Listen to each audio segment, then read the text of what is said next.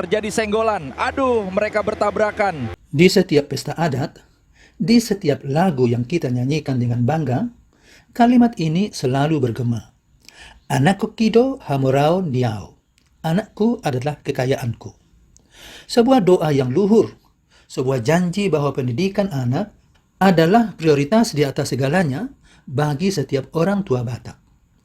Tapi di balik melodi yang indah itu, ada realitas yang mulai retak. Di era ekonomi digital yang keras ini, benarkah anak adalah kekayaan? Ataukah filosofi ini perlahan bergeser menjadi investasi transaksional yang membebani mental generasi muda? Hari ini, kita akan membedah sisi yang jarang dibicarakan di meja makan. Tentang anak yang merasa menjadi surat utang. Tentang ambisi orang tua yang mengejar status hormat tua dengan mengorbankan kesiapan mental anaknya. Dan bagaimana kita sebagai orang Batak modern bisa menemukan kembali makna kasih sayang tanpa harus menjadikannya beban ekonomi. Horas Pustahanta, mari kita bicara jujur. Dulu, filosofi Anako Kido Hamuraun lahir dari masyarakat agraris. Banyak anak, banyak rezeki, karena akan banyak tenaga kerja yang bekerja di ladang. Menyekolahkan anak setinggi mungkin adalah strategi bertahan hidup agar ada yang bisa mengangkat derajat keluarga. Tapi lihat realitas hari ini. Investasi pendidikan sekarang nilainya ratusan juta. Tapi lapangan kerja semakin kompetitif dan gaji di kota besar seringkali hanya cukup untuk makan sendiri. Ketika orang tua di kampung masih berharap kiriman uang bulanan yang besar setara dengan hasil panen zaman dulu, anak terjepit dalam fenomena sandwich generation.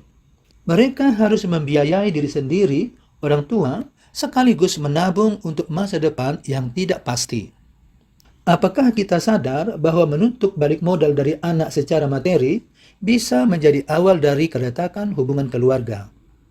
Ini pertanyaan menarik yang perlu kita cermati.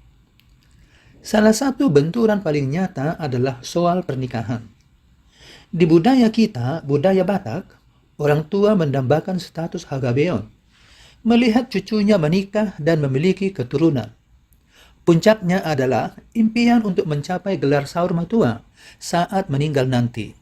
Sebuah upacara kehormatan tertinggi di mana semua anak sudah berkeluarga dan memiliki keturunan. Namun mari kita jujur, seringkali demi mengejar panggung adat ini, aspirasi dan kesiapan anak dikorbankan. Orang tua menekan anak untuk segera menikah. Terkadang tanpa peduli apakah si anak sudah mapan secara finansial atau stabil secara mental. Anak muda hari ini menghadapi standar mapan yang jauh lebih berat dibanding generasi sebelumnya. Biaya rumah, cicilan, hingga dana pendidikan anak yang selangit.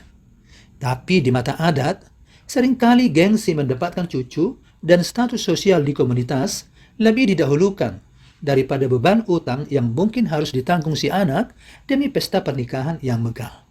Pertanyaannya, apakah kita memaksa anak menikah untuk kebahagiaan mereka, atau sebenarnya untuk memastikan upacara kematian kita nanti berjalan dengan sempurna secara adat? Disinilah konflik batin dimulai, antara rasa hormat pada keinginan orang tua dan ketakutan akan masa depan ekonomi yang belum pasti. Inilah yang paling jarang dibahas, beban psikologis. Banyak anak muda Batak merasa mereka tidak dicintai sebagai pribadi, melainkan sebagai proyek keberhasilan. Muncul rasa bersalah yang luar biasa jika mereka gagal, atau jika mereka ingin memilih jalan hidup yang berbeda. Pertengkaran hebat di meja makan seringkali bukan soal siapa yang benar, tapi soal anak yang merasa jati dirinya terhapus oleh ekspektasi orang tua. Ketika kasih sayang berubah menjadi transaksional, maka keluarlah kalimat seperti ini. Aku sudah menyekolahkanmu, sekarang mana baktimu? Disinilah luka batin itu dimulai. Dan luka ini, jika tidak disembuhkan, akan terus menurun ke generasi berikutnya.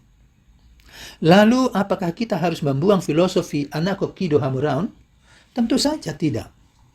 Nilai ini sangat luhur karena menempatkan masa depan generasi penerus di atas segalanya. Namun cara kita menerapkannya yang perlu didefinisikan ulang sesuai zaman. Kekayaan sejati seorang anak bukanlah pada seberapa besar uang yang ia kirim ke kampung, atau seberapa megah pesta yang bisa ia buat untuk orang tuanya. Kekayaan sejati adalah ketika anak itu tumbuh menjadi manusia yang mandiri, sehat mentalnya, dan mencintai orang tuanya tanpa rasa takut atau beban utang budi. Nah, ini untuk orang tua. Mari kita cintai anak sebagai manusia, bukan sebagai aset investasi atau syarat administratif menuju status saurmatuang. Kebahagiaan dan ketenangan hidup mereka adalah bentuk harga beyon yang sesungguhnya. Dan untuk generasi muda, tetaplah berbakti, namun komunikasikan batasanmu secara jujur. Jelaskan realitas ekonomi yang kamu hadapi. Hormat kepada orang tua tidak harus berarti pengorbanan diri yang menghancurkan stabilitas hidupmu. Mari kita jaga adat kita agar tetap menjadi pelindung yang menghangatkan, bukan beban yang mencekik. Karena pada akhirnya warisan terbaik bagi seorang anak Batak bukanlah harta atau pesta, melainkan restu orang tua yang tulus tanpa syarat. Saya ingin mendengar cerita kalian. Apakah kalian sedang berada di posisi ini? Tulis di kolom komentar. Mari kita berdiskusi dengan sehat di Pustahanta. Saya tunggu ceritanya. Horas.